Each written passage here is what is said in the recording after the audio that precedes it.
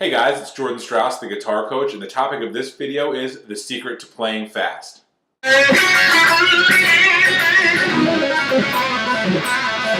So, the secret to playing fast is...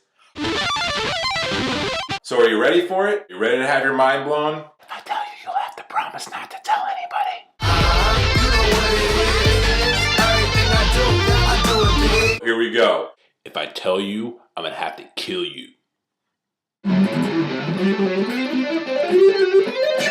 secret to playing fast? I don't have to tell you.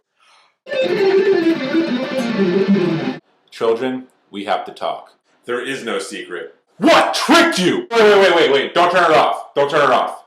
I'm not trying to waste your time. Here's the thing that I want you to realize. There is no overnight way to get as fast as whoever you think the fastest guitar player is. What you don't see when you watch those people play are the tens of thousands of hours of practice and work that went into playing like that. Now, while I'm not going to tell you the secret to playing fast in this video because there isn't one, what I am going to do is talk about some things that you need to be thinking about if you want to take your speed from where it is now to where you want it to go. So, if there was actually one thing that I really felt like contributed to speed that was in any way secret, is that I believe that playing fast is more a result of the control you have over your hands and not necessarily how fast you can move your pick or move your fingers. And that brings us to the first point. So what you just saw was the equation for speed. Speed equals distance over time. And if we think about this in terms of what it means for your guitar playing, the larger pick motions or larger finger motions you use, the longer it's going to take you to get back to the string or get back to the fret, and it's going to increase the overall amount of time that it takes you to play something. If you watch somebody who plays really fast, while they are moving their fingers fast, what they're also doing is they're using really small motions. So again, it's not about how fast you can move your fingers, it's about how well you can control them. So before we talk about how to build control, I want to talk about what happens before you build control and why you make a mistake. If you play something faster than your hand knows how to play it, then you're going to make a mistake. This is what most people don't think about. Your brain moves extremely fast. Your hand does not have a mind of its own. What you have to do is train your hand to follow what your brain already knows how to do. So when you have not yet built up the control in your hand to play something as fast as you're trying to play it, that's when you're going to make mistakes. So the first step to building control is to learn whatever it is that you're trying to play and be able to play it at a slow speed without the fear of making a mistake and knowing with 100% certainty that you're doing everything right. Only when you can play it completely comfortable at a slow speed do you even want to begin to think about speeding it up. The second step to building control is to play with a reference. If you haven't already been doing so up to this point, many of the people I work with use Guitar Pro to learn things. It's just a really easy tool. You can see the notes playing back for you on the screen, and that makes it a lot easier.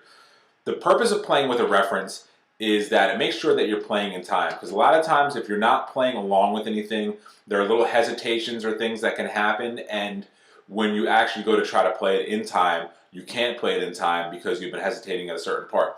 Another example of a reference would be the recording, slowed down if needed, or a metronome or a drum machine or something along those lines.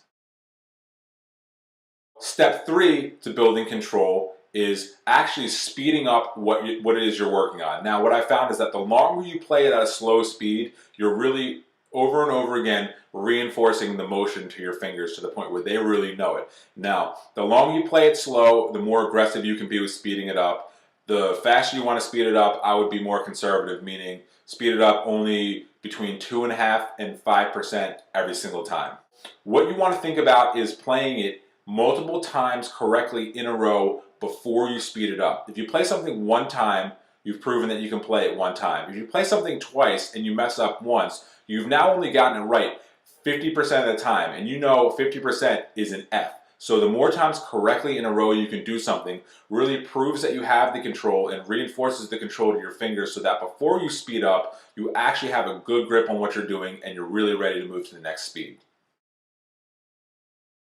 So the fourth and final step to building control, and this is something that not many people do, so if you want to get ahead of the game, do this. Track your progress. when I got the best results out of building speed, which is really control and speed go hand in hand, I would write down the speed at which I could play a particular riff, lick, exercise, and how many times in a row I was able to do it correctly. And each day I would try to improve upon that. This way you make sure that you're always moving forward and you're not just doing the same thing over and over again.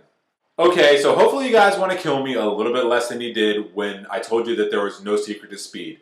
I can promise you that if you use the things that I've taught in this video, that you will see an increase in your control and you'll definitely see an increase in your speed as a result of those things. The one thing that will really help to push you over the top with all of this is to have a good coach or mentor to keep you on track and make sure that you're actually doing these things. So as always, thanks for watching and good luck moving forward.